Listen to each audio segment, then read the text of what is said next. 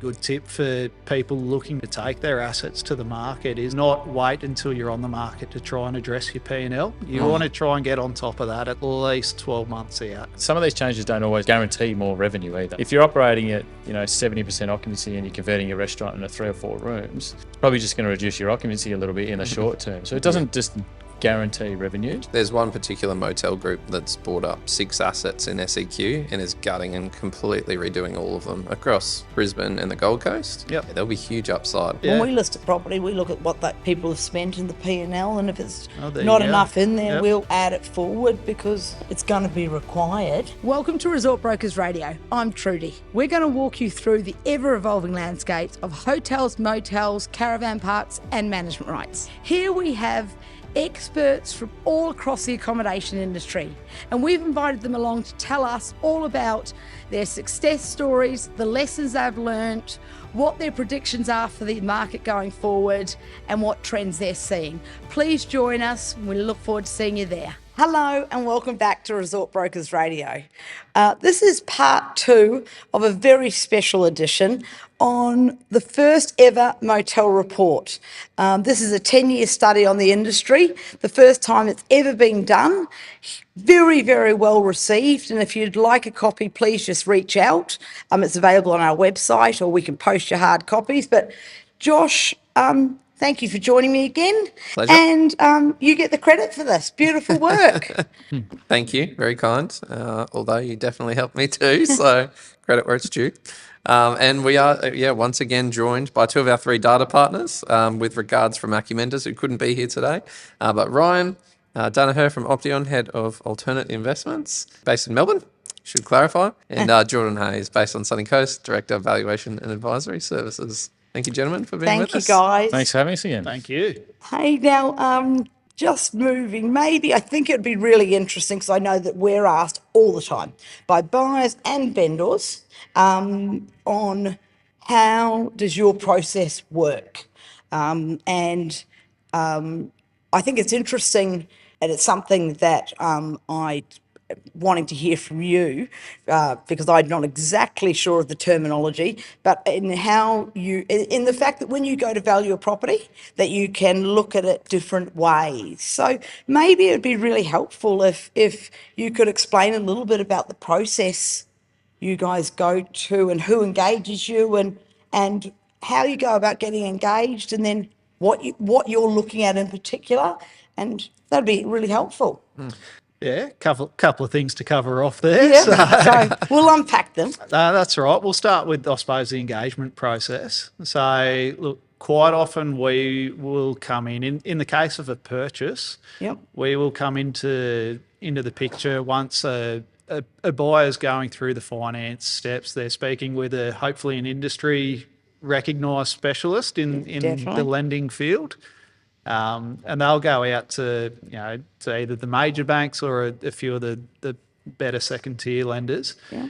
And they'll come to one of their panel valuers to get a valuation on the contract at that point in time. So generally the price has been decided between the buyer and the seller at that point. Yep. Before it lands on our desk. We'll get engaged either direct by the broker in a lot of cases, being The finance broker. Yeah, the finance Yep, broker. yep. Being specialists in a relatively niche industry, the better lenders and better brokers often go direct to us before they'll farm it out to the bank. Yep. Knowing that they want their client to get the best advice and Totally. We not try to. necessarily going out to the broader board, but And getting the most cost effective, right? Because let's Absolutely. be honest, they don't always correlate. that's right. And Yep. and look, from our side too, we've got to be appointed to those bank panels, and I think we're both fortunate that we're on all the majors anyway. But that from there it'll land on our desk, and we'll subsequently contact either one of the agents Yeah. from Resort Brokers, hopefully, Yes. or the client to go out there and conduct the valuation. So the bank engages you then. The bank engages us more often than not. So for a finance valuation, it has to run via the bank. So Right. So it's not the purchaser, even though the purchaser covers the cost as part of their fees. correct, yeah. So we cannot address a report to a bank unless we've been directly instructed by that particular bank. And part of that is including specific clauses that those banks need to see. Different banks have different requirements in terms of some background searches that we might need to do on the property. Right. So again, engaging a specialist and understanding those particular points that lender will need to see addressed in those reports will make sure that that's ticked off and squared away properly as part of the process. Yep. And then from there, we'll if we're instructed, Yes. we'll head out to the property. But before that, we'll request a lot of documents that we need to cite. Yep. Generally, they're all pretty similar: profit and loss statements, or leases, and some title documents, Yep. and a few other smattering of little things. So all the things that experienced agents would have got at the time of listing anyway, because you'd need it to go to market at a price, right? Yeah, that's right. Yeah, I mean, the ideal scenario is when it's sold, because we can contact the agent. They'll send us a beautiful IM. Yes, They'll send us they the will. contract. It's normally executed, and they'll send us all the profit and loss statements because it's already pre-prepared. Yes. If it's been a drawn-out sale, sometimes we'll require year-to-date statements as well. Right, that's interesting. Which is important. But for the most part, we'll request all those documents, regardless of whether it's been sold or not. And most banks require that information as a bare minimum. Yep. So how many years do you need? Typically normally? 3. Typically Plus year to date. Plus year to date, and then so that's exactly what we get. Yep. And if a property's on the market, we try and get updated figures every month and the previous year to be able to look at the trend. How long? Is there any rules around how long, like, you can go without getting figures? Like, is it a month or 2 months? What's normal that you see if there's a bit of a lag? Yeah, is that in terms of whether financials are available at all? Yeah, so let's say someone doesn't have a computer system, they've got an old school system, We so can cross that. yeah, a little bit still, right? Yeah, so banks, depending on the bank, they'll treat it differently. Okay. Most of them will want a vacant possession assessment on that basis, Okay. which can hurt the value effectively. So if the trading financials are not available or they're inconsistent with a lot of irregularities, Yes. Most of the banks will want a vacant possession assessment rather than a freehold going concern assessment. So with no business value. It can effectively, there's always a business value attached to it because as part of our valuation methodology, we if we're doing the going concern, we have to apportion the freehold and the business. Yes. So there's always an assessment there. And of course, there's always a business value even if the thing is vacant. But a bank will want to see a vacant possession assessment effectively. And so how does that differ from is it the goodwill factor effectively? Sometimes that can just be the freehold value on its own. Yes. Less some cost to lease the property. Oh, wow. So that would devalue it can really hurt the value sometimes. Yes. Yeah. A lot of banks will want to see both numbers reported just for their internal discussions around LVRs. But clean financials are very important. I reckon they're the most important thing. Yeah. Clean financials for a vendor to sell, and for buyers using specialists would be my two biggest things. Yeah, it's got to be open to a purchaser, doesn't it? You want to. Absolutely. If you're buying something, you want to know what you're buying. You You're don't want to buying guess. Yeah, and you're buying a business, right? Like you're really, as much as there might be property underpinning its cash flow, really, or traditionally has been. And it's probably a good tip for people looking to take their assets to the market is to not wait until you're on the market to try and address your P&L. You want to try and get on top of that at least 12 months out as probably a bare minimum, I would say. And start to make sure that your book's in good order, that it's presentable to the market, and you're not taking an asset out there that needs fixing. And from our side, quite often we'll come in where there's been a change of management, or a buyer's undertaking a substantial renovation or completely changing the face of that asset. Yeah. And we're having a look at evaluation from both an as-is perspective, but also looking at projected income. That's interesting, because I totally respect that you don't want to blue sky things. Neither do we, right? The past predicts the future, or it doesn't.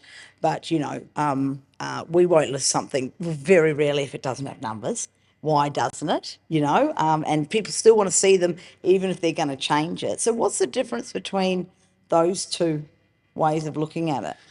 Look, from my perspective, it comes down to certainty, and it's under a scenario where you're looking at projections around the income, that's a hypothetical business model. There's obviously science that drives the data, and we do an incredible amount of benchmarking within our reports to make sure that, particularly around projected figures, that the information you're putting out is accurate. Totally.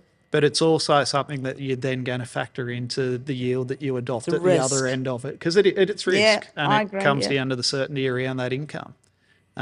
If you've got an asset that's got 3 years of very consistent trading behind it, you're quite confident that those numbers are going to be there or thereabouts for the foreseeable future. Particularly if they've got a good mix of trade and a good location, right? Exactly. Yeah, it's a no-brainer. But Yeah. and we're starting to see a lot more of it now, particularly I think with the lack of supply coming into the market from a construction perspective.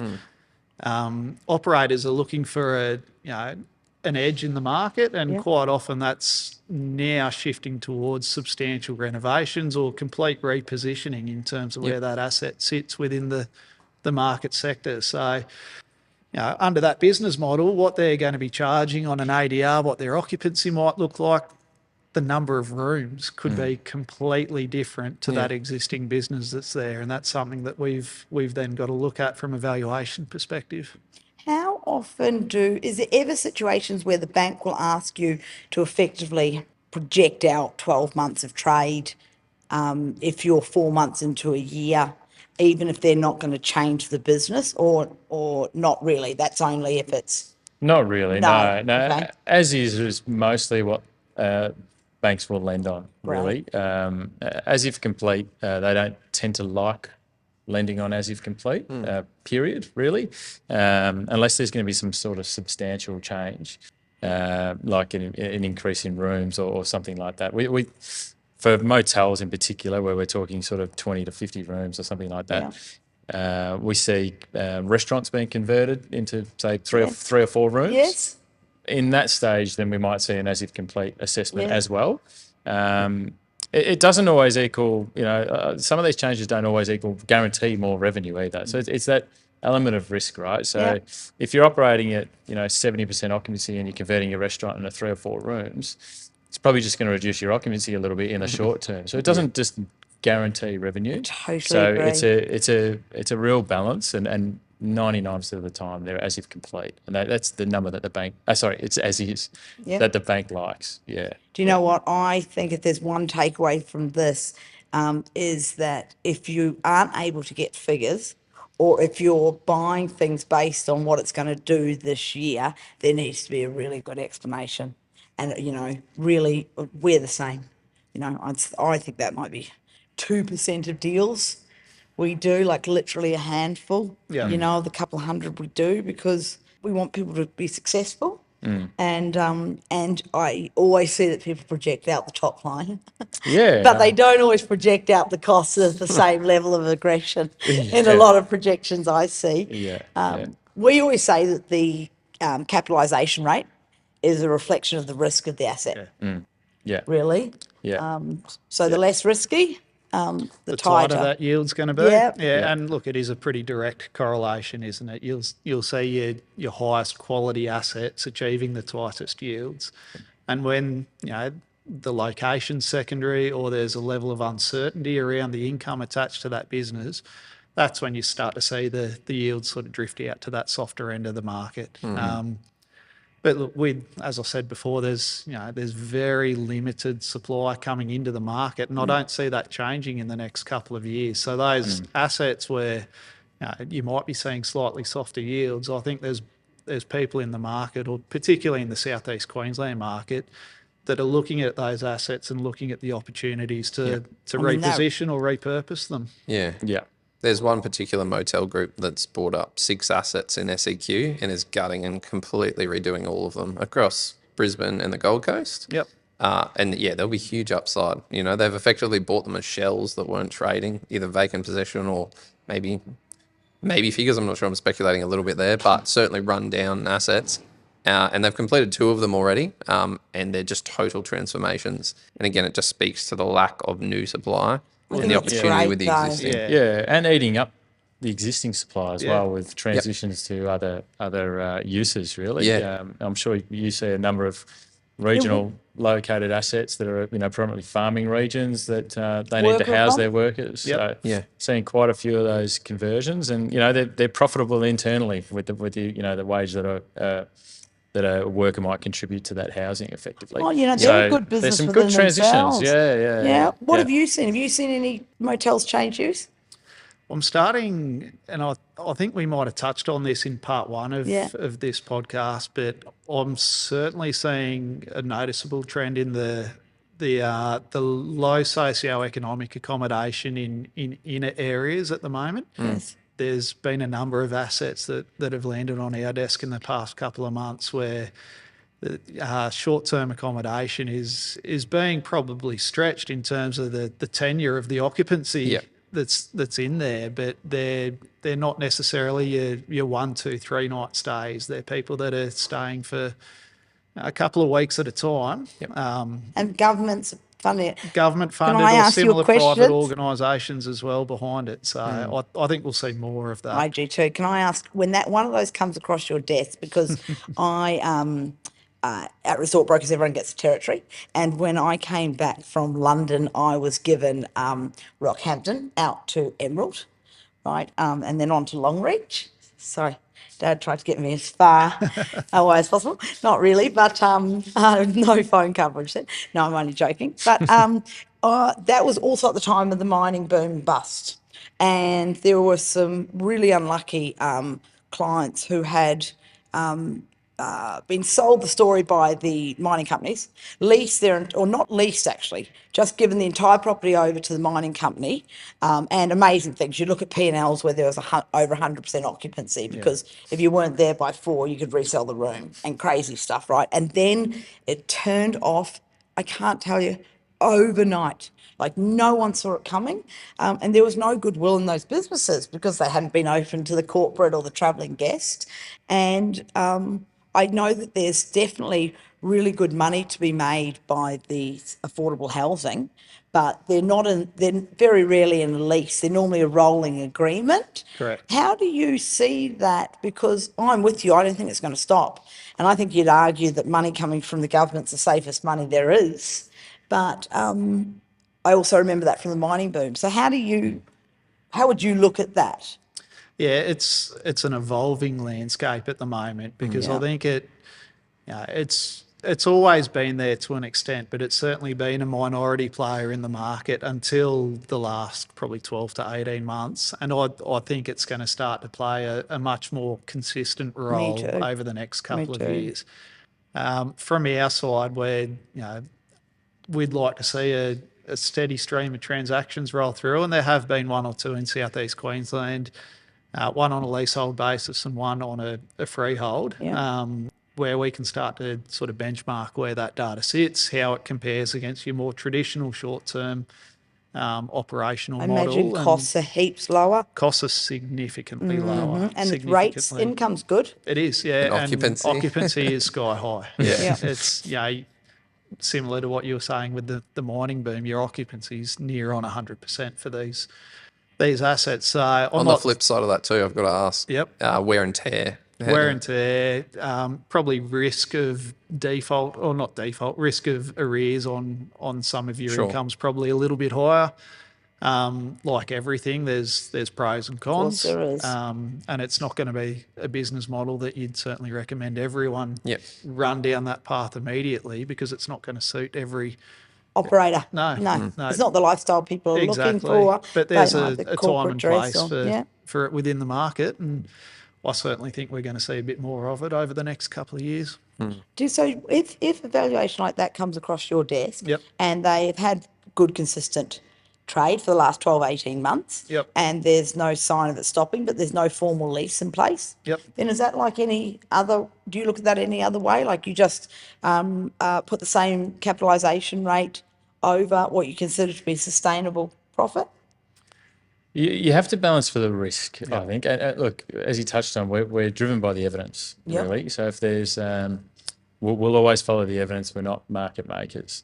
So you have to balance the risk with those sort of agreements because although they may look like they'll go on forever, from a lender's point of view, they want to know always what's worst case scenario, basically. So some of those agreements can be turned off, as you say. You know, you can Well, be that's turned off if you at were any there in the time. mining times, you Yeah. remember. They remind me. Yeah, Yeah. yeah, and you know, I've seen it in you know, for emergency housing or for Yep. fruit pickers or all sorts. But, you know, Yes. the operator can just pull the pin like that if they get a better deal somewhere else. Yep. So as good as the revenue is, and it's fantastic in some of these places. Yeah, that is You fantastic. also have to balance the risk a little bit, and that's just reporting a lot of those risks in the report effectively.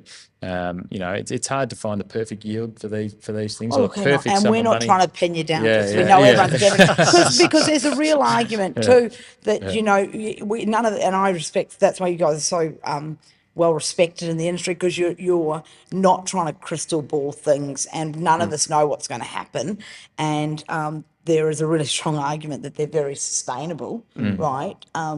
So I suppose if you've got a sophisticated buyer, right? And if we've run a campaign where there's been, you know, offered multiple offers, and there's no reason of it, you know, slowing down, then I suppose, Yeah, I mean, like you know, anything, right? It's risk yeah, and reward. exactly. They're definitely the more risky sort of accommodation assets where, you know, Well, the the operator can be sustainability of pulled, it. but they're most Yeah. profitable. So it's a balance. And Yeah. as he says, it's not for everybody. Yeah. Yeah. And look, my most recent instruction that came from the banks that was under this exact model, Yeah. the bank requested, and I think it was a sensible request in this Yeah. instance, was to value it, you know, on its existing trading, but then to also provide a vacant possession alternative that if this Okay. business had to revert back to a more traditional motel operation, what impact would that have on the value and what would that look like? Yeah, right. So then you have to yeah. do a P&L almost, projected P&L Yeah, kind of. yeah. So Yeah, right. you're very much looking at it from two different perspectives. Yeah. Yeah, but that's what the professionals are here I to do. think it's a great way to do Yeah. it. Yeah. I mean, I think buyers are doing it anyway, I think so too. you know, and I think the great thing about it is it's just a no-brainer. Yeah. And, you know, most locations where you can be probably more comfortable that it's going to be sustainable because there's big populations, they're going to work in under any model, right? Yeah, You need accommodation. Look, the cost of land and the cost of construction, new development is still so prohibitive in the market. And as much as we've seen escalations in sale prices, they're still not quite at a level that's justifying a lot of new construction getting out of the ground. Yeah. You'd have to think we're not as far away though. Like it's got to be moving pretty quickly, doesn't it? I mean, I think of some deals that we've got in play at the moment, you know, and they're sitting between 400 and 500,000 for a 30 square metre. I'm not talking apartments, you know, but I'm talking strong regional and coastal areas which have more than one driver, that have decent population, you know, in decent condition.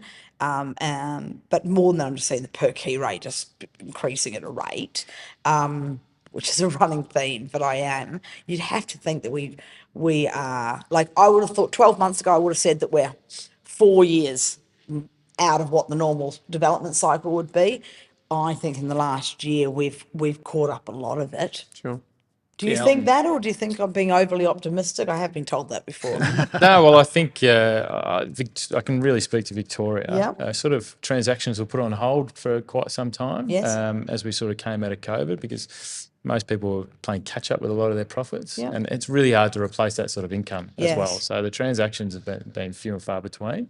There's been a lot more over the last sort of 12 months, in particular, and I think a lot of savvy operators are seeing the opportunity, and you know, every good opportunity that comes along has dozens of inquiries, plenty of offers, Like hundreds in some yeah. instances. So certainly it feels that way, but yet to be seen properly. Do you know what? I think your perception of what you're seeing is exactly what we saw, which was during COVID, people were calling us and, you know, begging to try and get them a solution because it was horrendous and it was so uncertain. And then straight out of COVID, boom, I don't think any of us thought it was just going to No. go as fast as it did. And then, wow, how amazing. What an amazing industry to be in, and what a lucky industry to be in regards to whilst you can't make the huge losses people saw back easily. Yeah. I don't think, I would say that, oh, gosh, most of the countries had the best years of trade Yeah, if you're ever. fortunate enough to survive, you've done very well Yeah. over the last couple of years. So, And it's great to see. oh, it's great to play catch up. Yeah, Yeah. you know, if from my perspective, there was a period there where I think I did one valuation in about 4 months when COVID hit and all the borders were shut, and it was it was really quiet. So it's great to see the industry bounce back to where it should be. Yeah. Fast forwarding that thought to now, how's demand for vals in your respective spaces at the moment? Like, what are you getting across your desk? Is it as strong as it's ever been? And where are they coming from? Is it mainly banks? What's it sort of sentiment wise like? Yeah, it's predominantly banks. It's always really banks, generally refinancing or transactions. It is one of the busiest times I've ever experienced. Us That's too. for sure. Yep. The last sort of it feels like a long time now that it's been really busy. Yes, doesn't it? Because during COVID, a lot of vals were put on hold. So we're playing catch up along with a lot of transactions now. So it is really busy at the moment. Is that a leeway to give you a bit more time when we call you and say, can you get it done? Did the banks actually give it like pretty much give them not a mandate, but didn't do their revals that they do normally under a loan?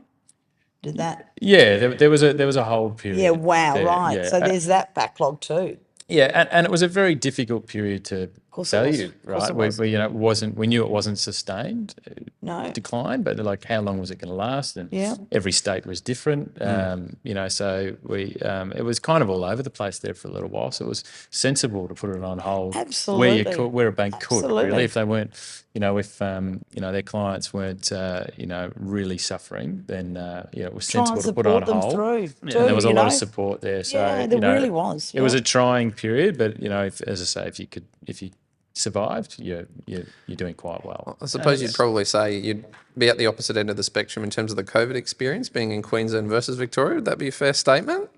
Still down, but not necessarily. I'm certainly not going to complain about our experience. No, yeah, sure. I know. I mean, it's so. We won't get into that. The eye will start twitching. No. But look, I think it's horrendous. So sad. Quite often with a going concern business, the bank, not always, but will quite often do a 3-yearly sort of health check where they get the business revalued just to make sure that there hasn't been any substantial shift in what's going on internally. And that certainly got put on hold for a period of time, and understandably.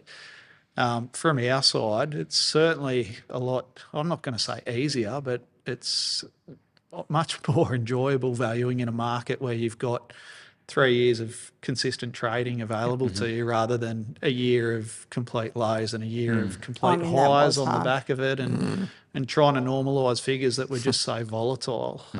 Whereas now I think the market's a lot more steady. So it, in that sense, makes our job a bit easier. And so even though, I totally agree, I remember some of the early deals we did, we were averaging out figures over 3 years, which now doesn't seem to make any sense because what happened 3 years ago.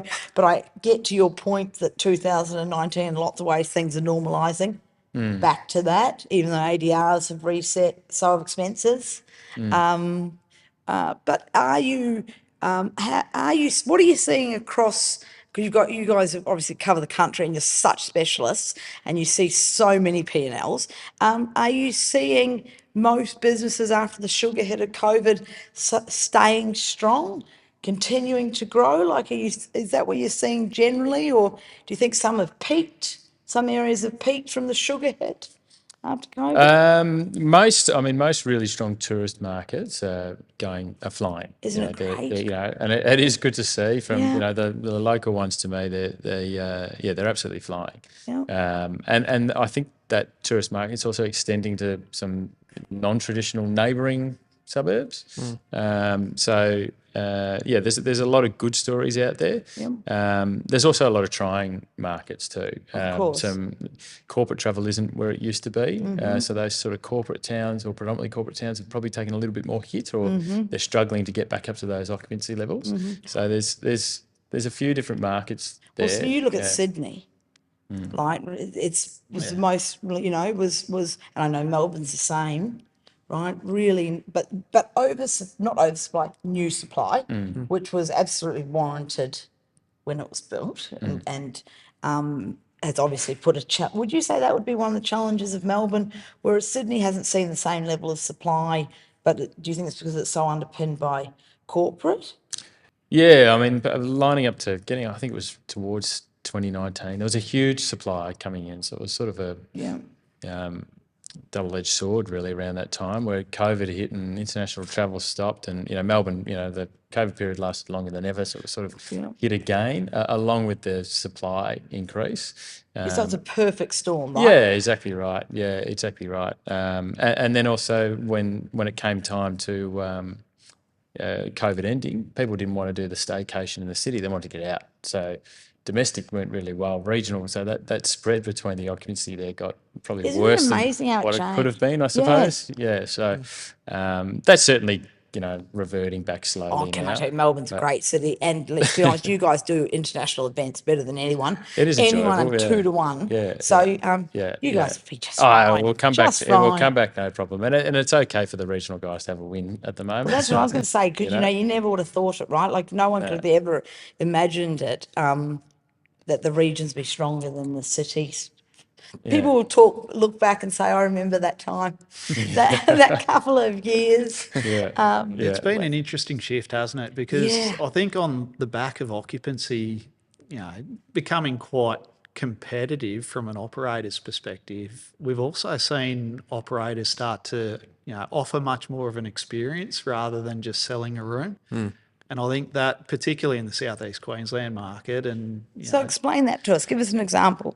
well, I think the level of accommodation being offered, particularly within a motel asset, has increased substantially from a room that's got a bed and a bathroom. I think Isn't it great? it's good to see. I think the level of accommodation being offered across the board, for the most part, has increased quite substantially in a short period of time. needed. It was. Yeah. Yeah. But you don't have enough money to refurbish a room. And we used to allow, I think, what was it, 5 to 7,000 a room, with the idea that it costs you 30,000, and you do it every 5 years. You replace all the soft fit outs in a room. That was the method from back in the day. And there's not enough money to do anything more when you're selling rooms at $100. Yeah.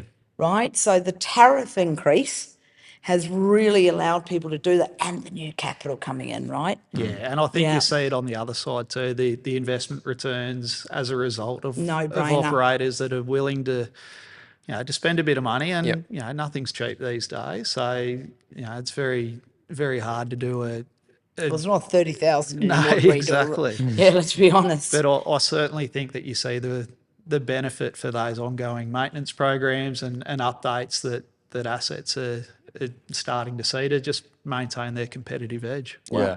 We're actually happy spending some money Yeah. now on Australian accommodation. We're always happy to spend it in Asia or Europe, but it's actually nice to see it being spent at home. Yeah, and with sophisticated buyers that we've talked about getting into the market, that competitive edge is really important. So, a lot more of the local operators are now, renovating and improving the offering because they have to, in order To to be remain competitive. competitive.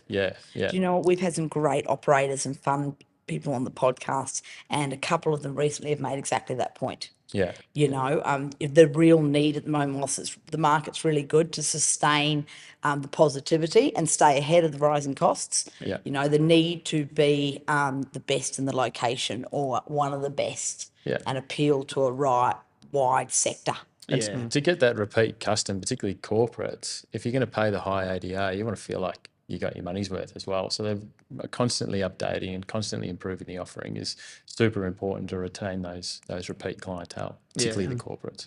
And I think if you, even just as basic as a repairs and maintenance schedule, if you keep kicking that can down the road for 12 months at a time, what can be a comparatively, minor but still noticeable expense for any 12-month period can come back to bite you quite severely in terms of having to. Well, it's the first thing we look at. When Yeah. we list a property, we look at what that people have spent in the P&L, and if it's there you not go. enough in there, Yep. we'll add it forward because it's going to be required. Yeah, and I think from a valuation perspective, I do speak to operators where they are concerned about the repairs and maintenance line item sometimes, about how high it is.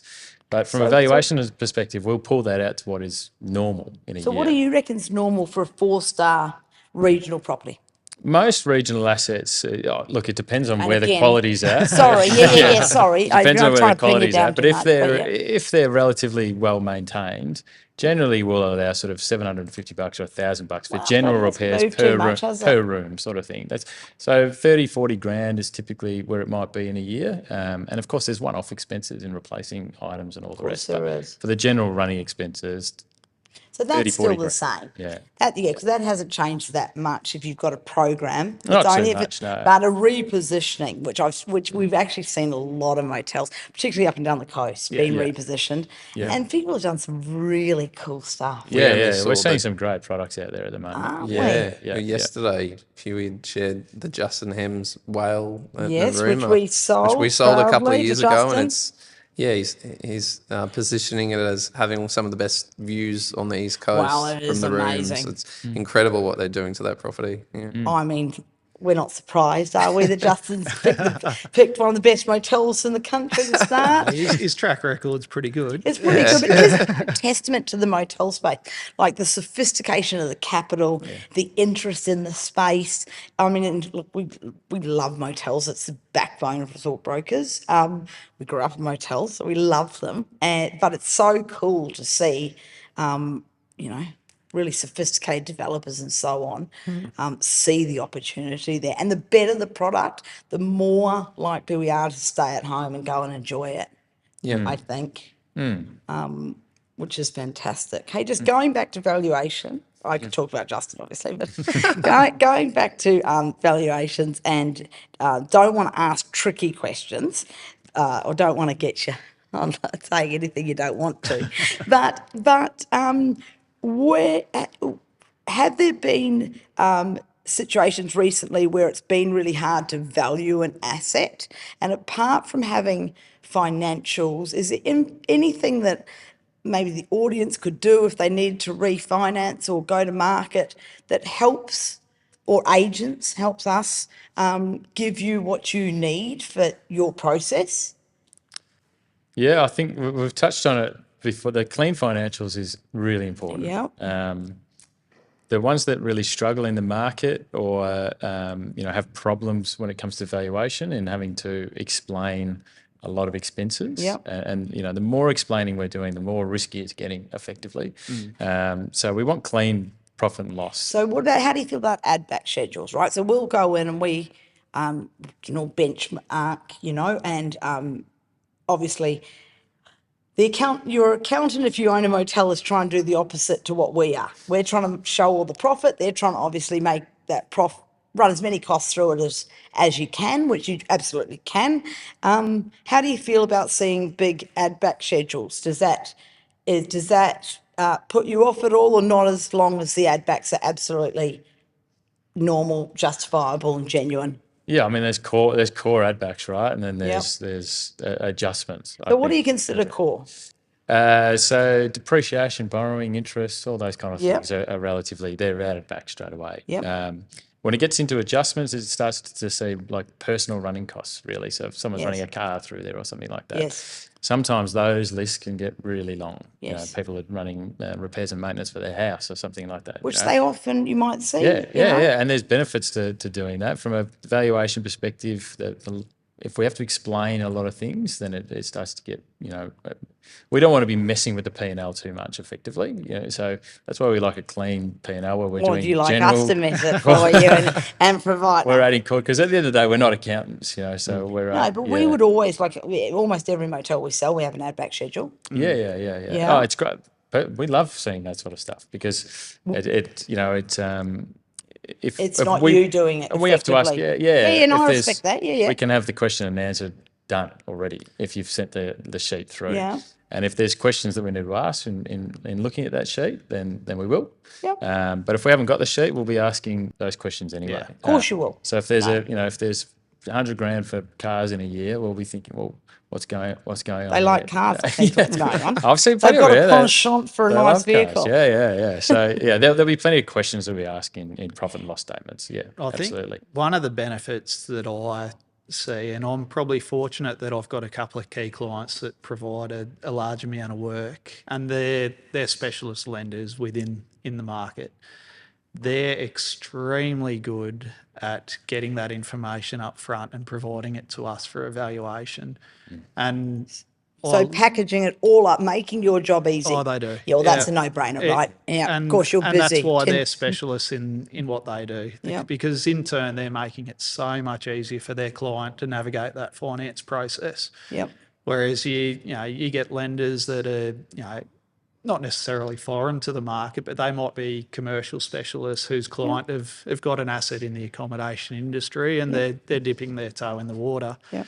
But their client probably gets dragged on a much more long-winded journey than one that's using a specialist lender. Yeah. So from our side, look, and I'm sure you'd be the same, there's probably not too much we haven't seen in terms of the messiest P&L or the most obscure data. I don't think it scares us too much having to change it, but it provides an element of risk. So therefore, it does affect your yield, right? Exactly. And how aggressive you can be. Correct. Yep. Yeah. We've seen it all, so it's just the cleaner the better. It So it's money de-risks well it. spent, isn't it? It's time well spent. It's money well spent to get your ducks in a row. I think your piece of advice about 12 months out. Paul Constantino started Quest Hotels. That was always one of his, and obviously quite successful in the space, was always one of his big points that, you need to have a plan to exit.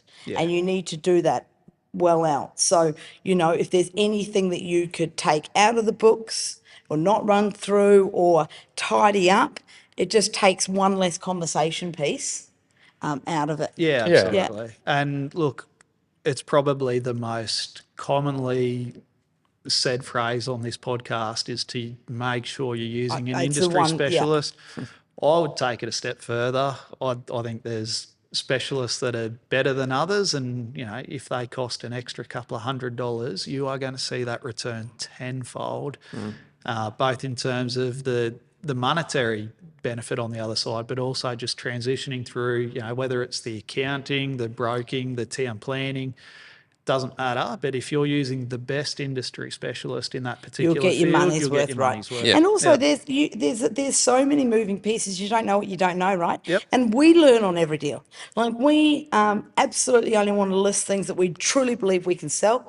Doesn't mean that not on every. We call it the rocky road to settlement, because every deal something pops up that we can't foresee. Yeah. And we've got hundreds of deals in play. We've got so many years of experience across the company, and still things pop up that are the first time.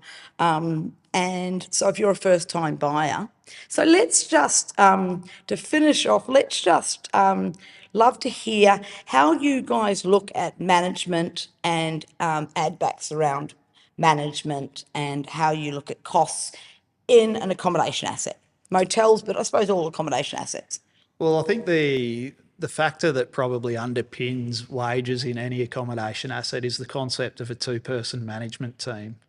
And it's vital to the industry, particularly at the smaller end of town, where if you were to include those wages into a P&L, that business might, on paper, not really be producing any profit, and subsequently not be worth anything as a byproduct of that. So I think the concept of a two-person management team, which for anyone listening that's new to the industry or unfamiliar, will deduct an allowance, or an accountant will deduct an allowance for the duties that could reasonably be completed by a two-person And what do you on-site find team. reasonable?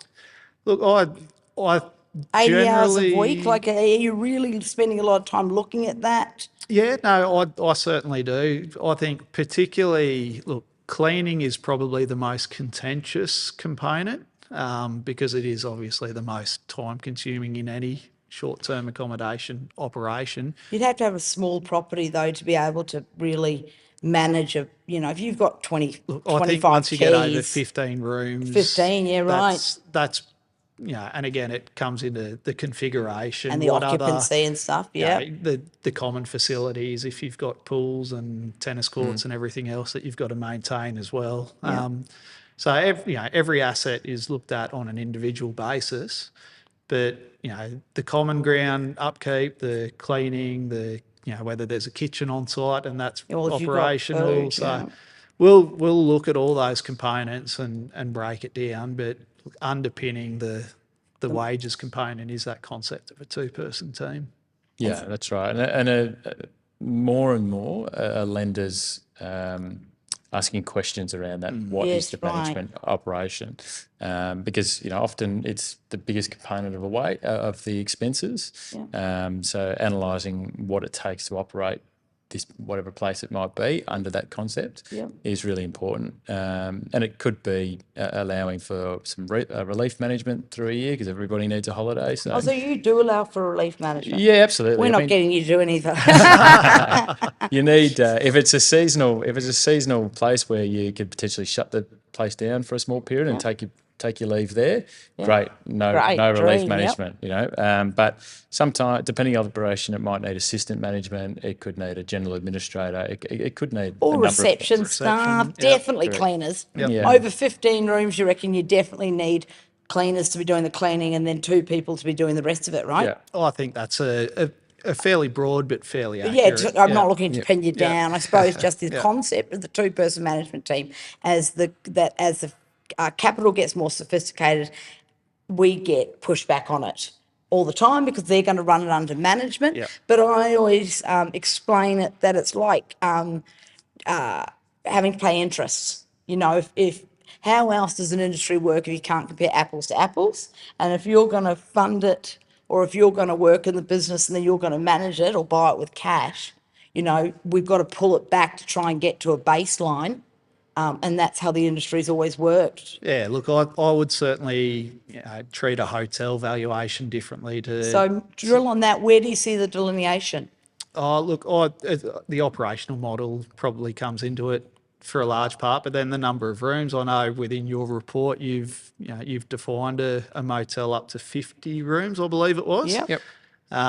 Look, I think that's a fair benchmark, but there's, as you said, the industry is getting more and more sophisticated. Well, you can make a lot of money out of 25 now. You are. You're seeing those hotel operators shifting into the larger motel market and running them under management. So, look, I think it's a combination of the management structure or the business structure, the asset itself, but making sure that if you're making an allowance within your valuation, you've made the same allowance within the analysis of your sales evidence. And that way your yield that you're comparing from that evidence to your valuation is consistent.